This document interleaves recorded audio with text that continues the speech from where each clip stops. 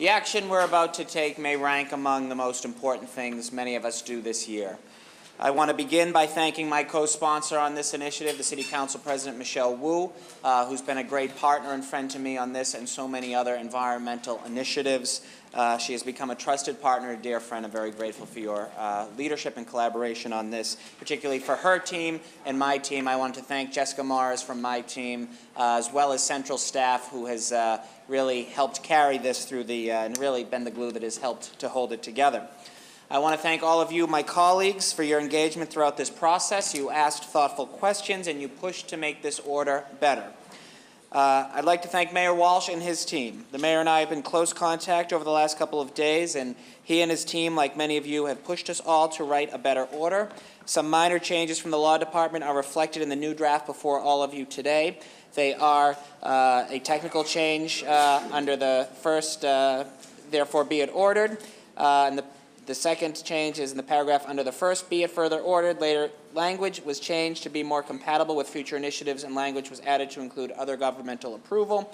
And finally, in the paragraph under the second, be it further ordered, language was added to ensure transparency of the financial impacts to ratepayers. Finally, and most importantly, I want to thank the advocates who have made this day a reality. To BCAN, the Green Justice Coalition, West Roxbury Saves Energy, 350.org, ACE, BCEC, BSAC, CPA, Community Labor United, Greeting Rozzy, Mothers Out Front, Environment Massachusetts, Clean Water Action, and Sierra Club, and countless others, you have made this happen. We would not have carried the ball to the end zone but for your tireless advocacy and work. I give you a very profound and heartfelt thank you for Community Choice Aggregation, or CCE, is a Massachusetts state law which allows for any city or town to choose the electrical supplier for its residents and businesses. Currently, 127 cities and towns throughout the Commonwealth have adopted some form of CCE.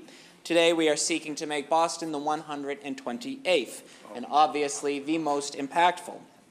By opening a transparent and fully vetted process, we can leverage our sheer size. There are well more than 200,000 accounts among our 650,000 residents and businesses to negotiate a better deal for ratepayers with an increase of our renewable energy portfolio.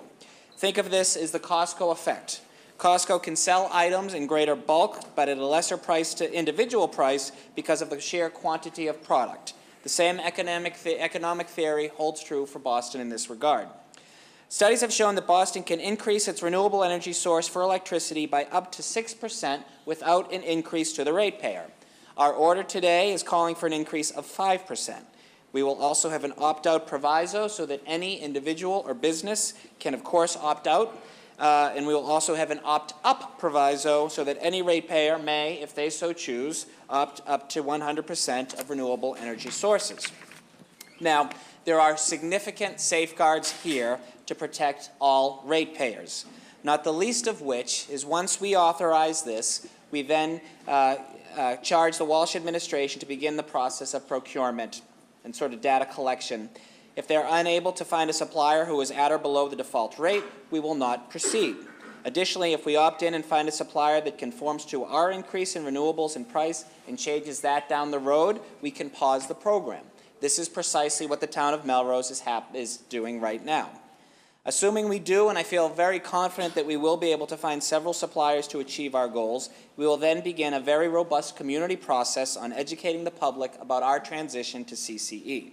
I think we've already seen a head start in awareness by many of the people in this room who have been with civic associations, crime watches, ward committee meetings, and other neighborhood groups to talk about this issue and garner some great grassroots support. It should be noted that Eversource will still deliver electricity, will fix outages, and send residents bills. Ratepayers will not have to deal directly with the alternative supplier. Their job, the alternative supplier's job, is to contract with the power plants, windmills, solar arrays that produce the electricity. Additionally, once this is done, we will convene a working group made up of advocates, members of this body, and other stakeholders to work with the administration going forward. Now, why are we doing this? There is no leadership, absolutely no leadership, coming from this president and his cabinet on issues addressing climate change and the inherent effects that come. I would argue that in many instances they're rolling back regulations and they are making matters much worse. It is up to cities to lead on climate change. Making an additional 5% of our residents' electricity come from renewable energy is the equivalent of removing 6,400 cars and trucks from our streets. It is the single largest way of reaching our greenhouse gas reduction goals of 25% by 2020 and 80% by 2050.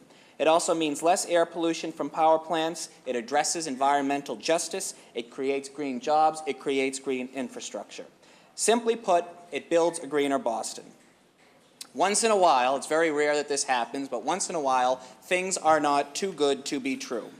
As has been demonstrated by cities and towns throughout this Commonwealth and over 1,300 municipalities throughout the country, community choice will meet or lower costs while increasing Class 1 local renewable energy sources, and there are protections in place if those goals are not met.